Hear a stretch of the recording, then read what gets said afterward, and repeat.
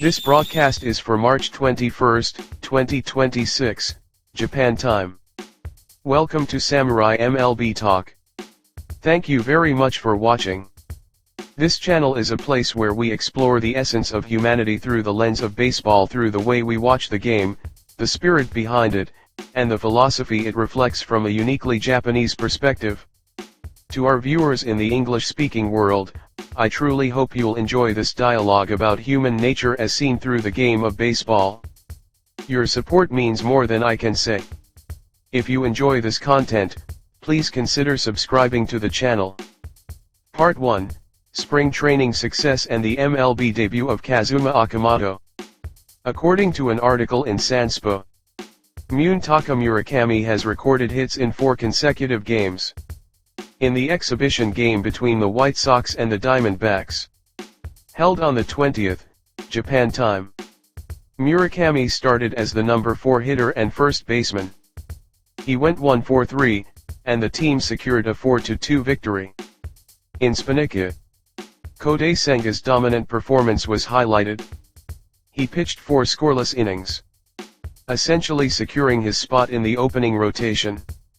In the exhibition game against the Astros on March 19, Japan time, Senga started and threw 4 innings, allowing only 3 hits with 0 runs, earning the win. 3 of his strikeouts came from slider-type pitches. Senga himself seemed satisfied, stating, "I've been consciously working on my sinker and slider, and I'm feeling a good response. I hope to continue expanding my repertoire." His velocity reached a maximum of approximately 97.5 miles per hour, showing great power. Spinica also reported on Yosei Kikuchi of the Blue Jays. In the exhibition game against the Royals on March 19, Japan time, Yosei Kikuchi made his final spring training appearance. He pitched until 2 outs in the 5th inning, limiting the opponent to 2 hits and 1 run, finishing his preparations on a stable note. Furthermore, Spinica covered Tomoyuki Sugano of the Rockies. Starting against the Giants on March 19, Japan time, Sugano pitched 3 innings, allowing 4 hits and 1 run in a solid outing. After the game, he was asked about the WBC. Sugano expressed his strong feelings, saying, "I don't know if regret is the right word, but I strongly feel that I don't want this to end as just a good experience. I only had 1 appearance in the WBC, and it made me feel that I cannot let it end here." Before the tournament, Sugano had mentioned that this would likely be his last WBC, but it seems he has now retracted that statement. An article in Sports Hoka focused on Kazuma Okamoto adjusting through third base drills. Okamoto has delivered incredible results in spring training, with a .417 batting average and 1 home run. His defense is also highly rated. While Japanese fans are well aware of his powerful hitting, there is great anticipation to see that strength in a Blue Jays uniform. Many fans are watching closely to see where Okamoto will hit in the potent Blue Jays lineup. Personally, I believe there is no need to worry about his hitting. He was the longtime cleanup hitter for the Yomiuri Giants, consistently demonstrating stability, bat control, and clutch hitting. Regarding his defense, there are significant differences between MLB and NPB. As a third baseman in the majors, he must play deep and reliably secure outs. I believe Okamoto is currently working hard to master playing from that deep position. While it may be difficult to adapt to pitchers he has never faced in his debut year, he is young. I believe he will quickly adjust and captivate baseball fans around the world. As a powerhouse hitter in MLB, I am rooting for him. Part 2, Analyzing the WBC 2026 loss and the fire within Shohei Ohtani. Next, though it is a topic I would rather not revisit, overseas media are still discussing Samurai Japan's defeat in the WBC 2026 quarterfinals. Baseball Channel reported on this. Citing Dylan Baudet of AOL. The article, titled Criticism Floods Manager Iwata, noted that while Japan entered the tournament as a favorite, they suffered an upset loss of 5-8 against Venezuela. One-sided reason was the collapse of momentum after Yoshinobu Yamamoto was removed in the fifth inning, while leading 5-2. However, I have a different perspective. Rather than the momentum changing, because Yamamoto was taken out, the reality is that Yamamoto was in very poor form that day. He has not historically produced great results in international competitions, whether at the Tokyo Olympics, the 2023 WBC, or this 2026 WBC. To be blunt, he was in a deep slump. However, as his pitch count increased, we began to see glimpses of the true Yoshinobu Yamamoto. I thought he might stabilize after surpassing 55 pitches. But since he is a highly valued major leaguer, perhaps there was a sense that they couldn't push him too hard. Still, even if he had stayed in, I believe he would have been hit. The real problem was that there was no pitcher more reliable than Yamamoto waiting in the wings. If Roki Sasaki had been ready, or if Hiroto Takahashi had come in, or even Shunpei Yamashita, who wasn't selected but is a fantastic pitcher, capable of throwing over 100 mph, things might have been different. I also question whether it was right to bring in Shinichiro Sumida after Yamamoto. While Sumida pitched brilliantly in the games in Tokyo, those were under different circumstances, against different levels of competition. Venezuela is a team built on power baseball. I believe the failure lies in the coaching staff's inability to judge whether Sumida's stuff would translate against that kind of power. If they absolutely wanted a lefty in that situation, with that roster, it had to be Hiroya Miyagi. Miyagi reaches up to 96 miles per hour, and has the command to fearlessly challenge the inner half of right-handed hitters. In terms of talent, I view him as a left-handed version of Yoshinobu Yamamoto.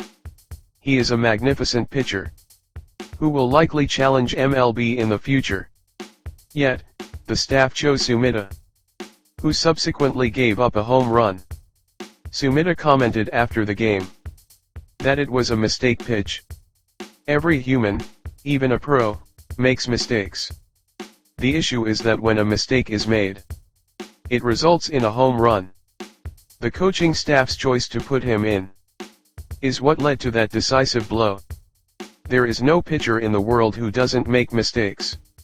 The condition for winning on the world stage is whether you can get the out even when you do. The failure to select and put such a pitcher on the mound was a strategic error by the staff. We cannot blame Sumida. He gave everything he had. It was simply a matter of his current strength not being enough for that moment. The loss for Samurai Japan comes down to the lack of power pitchers. The same goes for the hitters.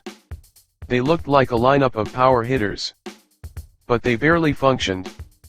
Within that, Teruaki Sato and Shota Morishita of the Hanshin Tigers fought hard to create that 5-2 lead. The fact that they couldn't hold that lead shows the shortcomings in pitching depth and management.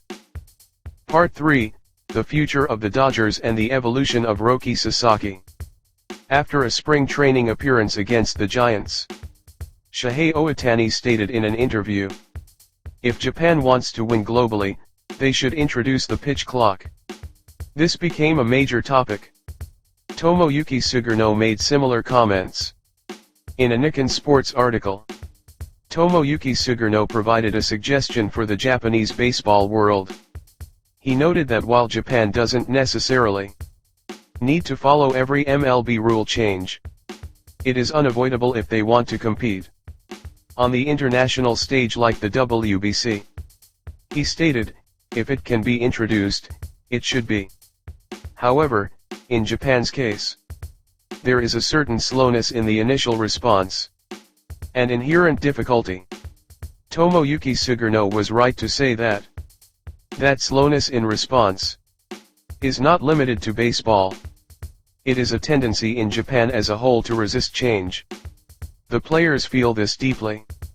Shohei Ohtani said, if you want to win, put the clock in. But if you are obsessed with your own way, then maybe you don't have to.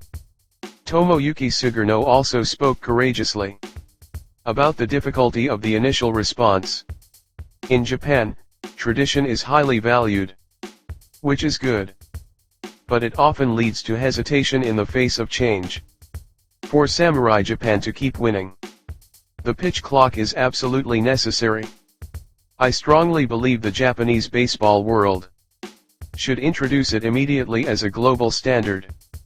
Our beloved Samurai Japan finished with a disappointing quarter-final exit. Shohei Ohtani and the other members returned to their respective teams in despair. However, some media, like Dodgers Way, suggest this result could be a tailwind for the Dodgers.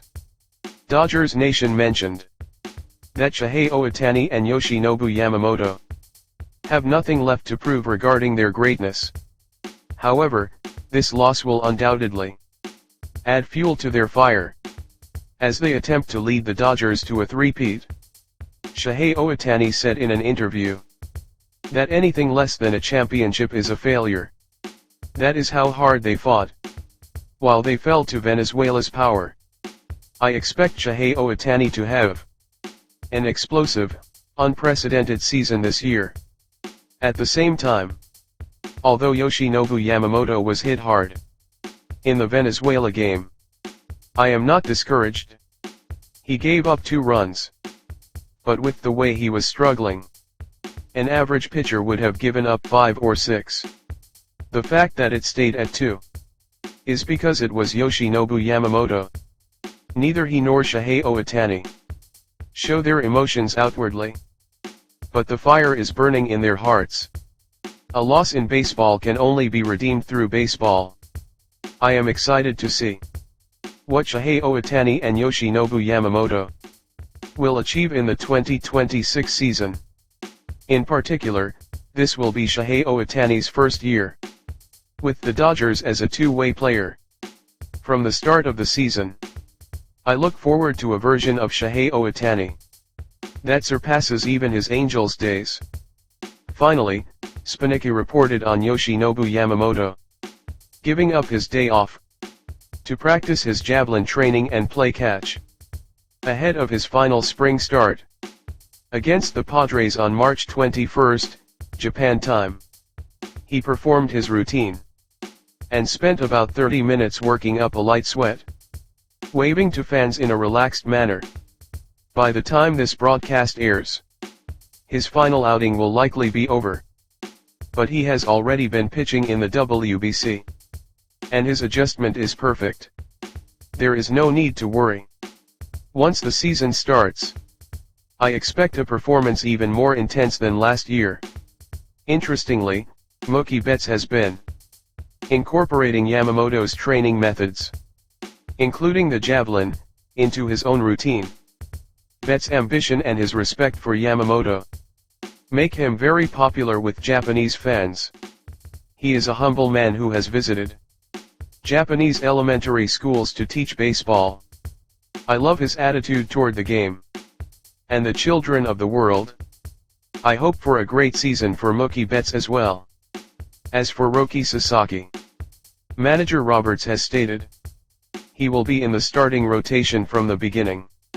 While there are mixed reports of expectation and concern, I see him as a work in progress. He is still young and growing. The monster performance he showed in last year's postseason was incredible. In Japan, he has been showing that since he was 20. And soon the MLB will witness why Roki Sasaki is called a monster. Named as a successor by Shohei Ohtani, Sasaki remained with the Dodgers to prepare for the season while Ohtani and Yamamoto were at the WBC. Though it was a short time, I believe he learned and grew within the Dodgers organization during their absence. Now Bradford and Yamamoto have reunited. I'm sure his competitive spirit is soaring. I believe in the monster Roki Sasaki this season. That is all for today. Thank you very much.